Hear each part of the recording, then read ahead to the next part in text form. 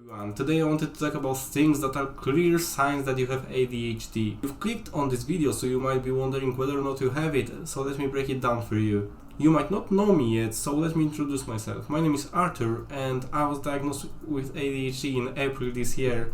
Since that time, over the course of a few months, I've learned a lot of things about ADHD so I can help younger people that are not yet diagnosed, so they don't have to struggle as much as I did when I was younger.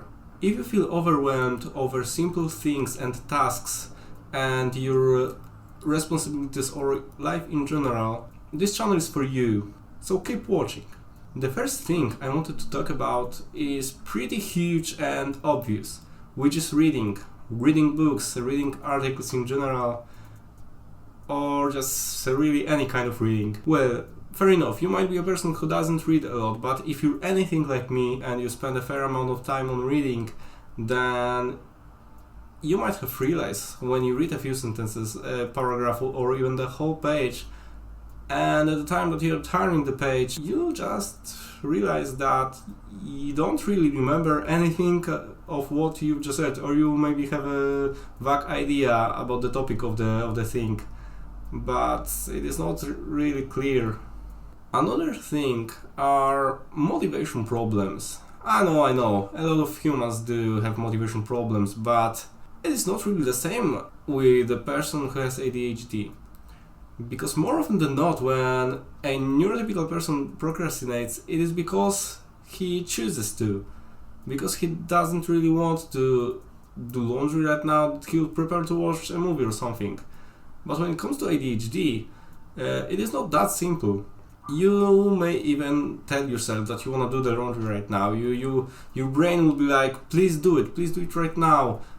And you literally can't move. You feel like you lack a really important part of the brain that is supposed to make you do it when you decide to do it. If I would have to compare it to something, it would be like trying to see what's behind you without really having eyes there, so it is not really possible. It is the same with ADHD because you do not have the prefrontal cortex active, which is responsible for doing the things. Another huge one is chameleon personality and masking, which might be a weird term, but when you think about it, it really makes sense. Like ADHD makes you unable to focus, even when it comes to interactions with other people. Like you may have this face when you pretend that you are listening. You are just like, yeah, sure. And then you really do not remember what other person was telling you. This is just masking. This is basically your brain creating a lot of coping mechanisms so you do not look like you have ADHD to other people, because society actually expects you to act normal. But chameleon personality is a little different. You act different depending on the people you are with.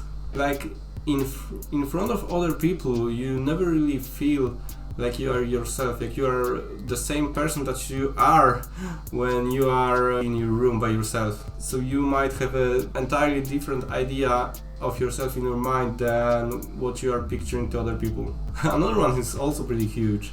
Have you ever tried to, like, in the room full of people, to tell a compelling story, like try to engage them in your story, what you're telling, like about something that happened yesterday, but after a few sentences they just stopped listening?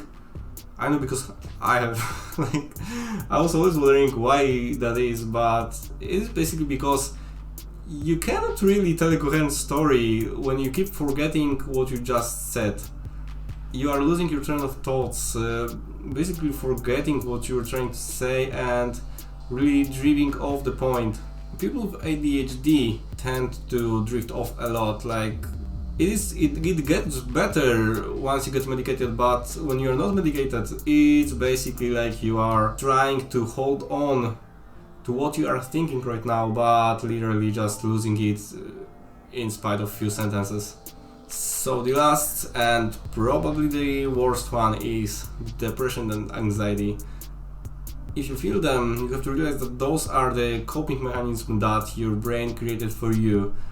Because, sure, fair enough, you can have depression by itself or anxiety by itself, but more often than not, it is very very common that people who are depressed or have anxiety basically have undiagnosed ADHD. Under the depression and anxiety, there is like a puppet master that is controlling them, which is ADHD. So if you wanna treat your depression and anxiety, then you will have to start with ADHD. But why does the brain create such a destroying mechanisms?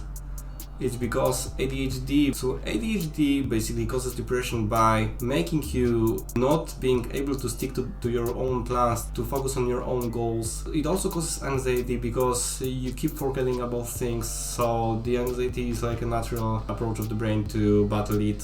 It's not really good mechanism, but it is a mechanism and your brain uses that to battle the ADHD, so in perspective of your brain it is beneficial for you, but it really isn't. So yeah, that's all. I'll probably make more videos about dealing with all those things and different strategies to make up for all those inconsistencies of ADHD brain. So if you are interested in those kind of topics, keep watching.